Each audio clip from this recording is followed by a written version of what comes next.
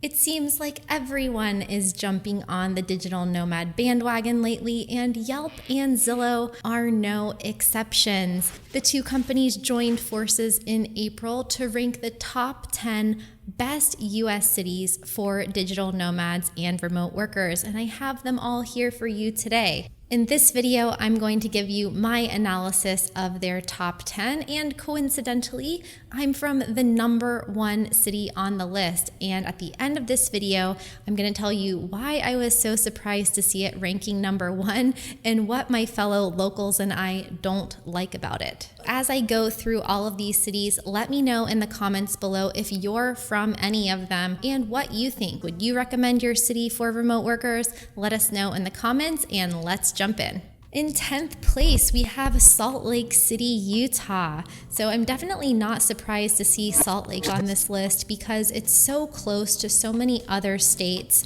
especially California, and it does offer a really nice lifestyle. You've got all of the nature, all of the outdoor activities. It says here that the typical rental rates in Salt Lake are currently $1,761 per month, and that skiing, outdoor recreation, hiking, biking, camping, all that stuff within 30 minutes of the city. So I definitely approve of Salt Lake being on this list. I think it's a great place to work remotely. It's a place that I have considered moving to in the past. Yeah, I definitely think it deserves to be here. In 9th place, we have Las Vegas, Nevada. I'm also not surprised to see Vegas on this list. Nevada has been a very popular state for receiving the exodus of especially tech workers leaving California to low or no state income tax states. So Nevada being one of them, Florida being one of them. And also Vegas is fun. And there is a lot more to Vegas than just the Strip. I don't even gamble, and I love going to Vegas. There's so much great shopping, restaurants, there's lots of fun things to do there. And then you also have all the hiking out in Red Rock. You've got the more suburban areas of Summerlin, and sure, the weather, it's hot, it's dry, it gets cold in the winter. The typical rental rate is $1,275 per month. So that's one of the lower costs of living on this list. Vegas, definitely approve of it for remote working. In 8th place, another one of my favorite cities in the US is Asheville, North Carolina. I used to live in Charlotte, and I would take every opportunity I could to travel to Asheville on the weekends. It has amazing nature, really great restaurants, and it's got that small town vibe. You've got the mountains. The typical rent rate in Asheville is $1,782 per month, and it says here, tucked peacefully away in the Appalachian Mountains, Asheville is truly a hidden gem. But they also mentioned that the median housing price rose 8% in the last year. So if you want to move there, act soon. Oh, one thing I will say, digital nomads typically like to travel internationally, and Asheville is definitely not the best place for getting a lot of international flights. So it's good if you want a small town to go and plant roots in, not so good if you're going to be an international digital nomad. In 7th place, we have Fort Collins, Colorado. I've never been to Fort Collins, but I have seen it for years on these best places to live in America lists, top cities for tech workers. If you're from Colorado, let us know in the comments below what makes Fort Collins so much better than other cities in Colorado. Fort Collins was actually voted the best place to live in the US in 2020. And in that study, it said that Fort Collins is a vibrant and growing city overflowing with opportunity. Families with small children, creatives, outdoor enthusiasts, and high-tech entrepreneurs all feel at home in Fort Collins, the largest city in northern Colorado. It also says it's known for its university, its craft beer. Something that stuck out to me is that it says you will instantly feel connected there.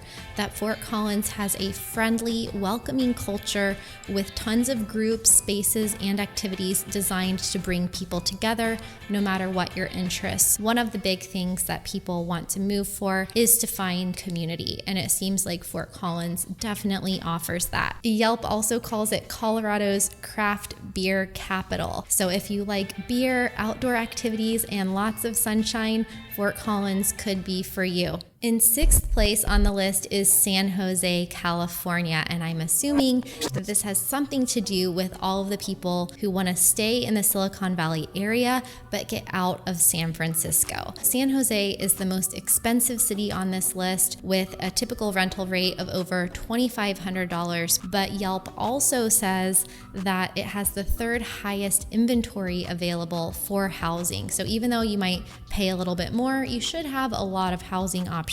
There's also a lot of benefits to living in San Jose. You're still within striking distance of all the tech companies, close to the beaches, and it also makes note here of all the different types of cuisines that you can enjoy from all around the world. San Jose, keep it in mind, not necessarily my first pick, but definitely a compelling option for remote workers. In 5th place, we have Charleston, South Carolina. Charleston is a great place for remote workers. It has a great climate, it has a small town vibe, but also still is quite a large metro area with a lot to do. Great restaurants, really nice people. It's got that like southern charm to it. It's also affordable. The typical rent rate is $16.45 per month, and it's specifically in the top 5 because of the availability of rental properties. Charleston is a great option for remote workers. I would actually say it's in my personal top 5 of places to live in the United States. In 4th place is Nashville, Tennessee, the country music capital of the world. If you like eating, drinking, live music, who doesn't? Nashville could be for you. Yelp seems to agree, saying that Nashville is a digital nomad destination that checks all the boxes. The typical rent rate in Nashville is $13.69 per month, and rental listings have gone up almost 20% compared to the same time last year. So if Nashville is on your short list, get a move on. In 3rd place, we have Boise, Idaho, which is one of the 2 places on this list that I have never been to, but it actually looks like quite a nice option. Virtual Vocations, another website, wants you to know that there's a lot more to Idaho than just potatoes. Good to know. Idaho reportedly has a strong economy, affordable housing prices, and it's known for being a family-friendly destination. It also has a lot of outdoor sports and activities because of the many national and state parks. Skiing, hiking, kayaking, whitewater rafting, and according to my research, housing prices in Boise are higher than the national average, but they have a plethora of tech, science, math, and engineering jobs available. So if you don't have a remote job just yet, you might be able to find a remote or traditional job, take advantage of some of these outdoor activities, the nice environment, and also the reasonable housing prices. The average rental rate there is $14.95 per month. Also a good RV and van life destination. And in 2nd place, we have Austin, Texas. You knew it was coming. Austin is one of those cities that has been becoming more and more popular even in the years before the pandemic. It seems like the new Silicon Valley, as so many people from California are searching for lower housing prices, a lower cost of living, a lower or no state taxes, just like with Nevada and Florida. And the typical rental rate in Austin is $13.23 per month, but many people know that the housing market has been on fire there lately, with prices definitely going up. So if you're considering moving to Austin, try to do it soon before housing gets even more expensive. But Austin, I mean, I don't know anyone who doesn't like Austin. I actually personally wouldn't live there, even though I have many friends there. My cousin lives there, because I'm from Florida and I like to be more surrounded by water, and I feel a little bit landlocked living in Texas. But if you need to be around the tech scene, it is a really good place to be. Good for networking, nice people, and now like a mix of people living in Austin from all over the country. Zillow says that Austin is expected to be one of the most popular housing markets in the country in 2021. If Austin's on your short list, act fast. And the number 1 city on the list is, drumroll please, Jacksonville, Florida. So as I mentioned, I'm from that area. I'm from St. Augustine, just to the south, and I was really surprised to see it as the number 1 city on this list. I'll tell you why in just a second. But Yelp says that Jacksonville took the top spot because of the low rental prices at $960 per month. Also with rental listings increasing more than 120% year over year. So apparently there's been a lot of activity with a lot of people from around the country moving to Jacksonville. There are a lot of good attributes to living in Jacksonville, but in the North Florida First Coast area, there's a lot of ongoing jokes about how no one likes Jacksonville. The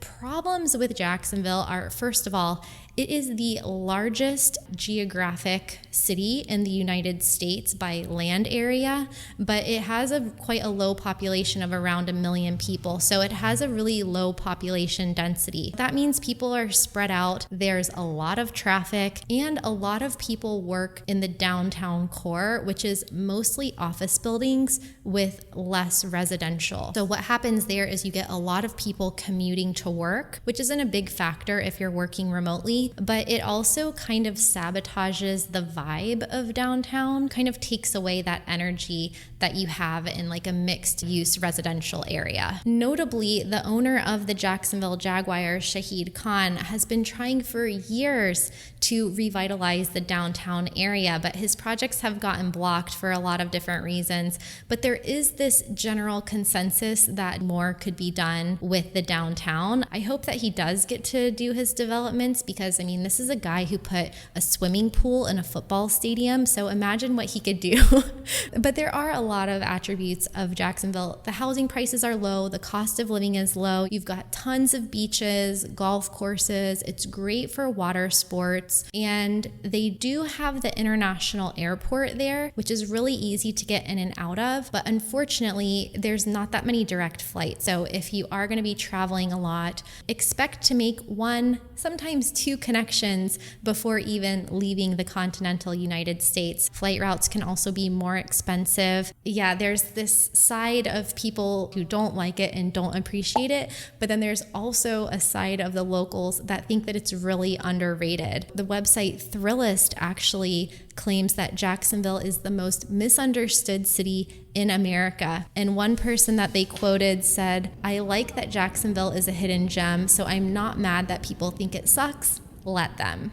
So whenever you do see these top 10 lists, just kind of take it with a grain of salt and look at it through your perspective of what you're looking for. Like, what's important for you? Is it public schools for kids? Is it the cost of living and the housing? Is it the community, the amenities? Is it the lifestyle and outdoor things to do? Is it the climate? Anyway, what do you think is the best city for digital nomads in the US? Let us know in the comments below, and check out these playlists over here for more videos that help you work online and travel the world. Wait, where's the, okay, I'm gonna look at the camera this time.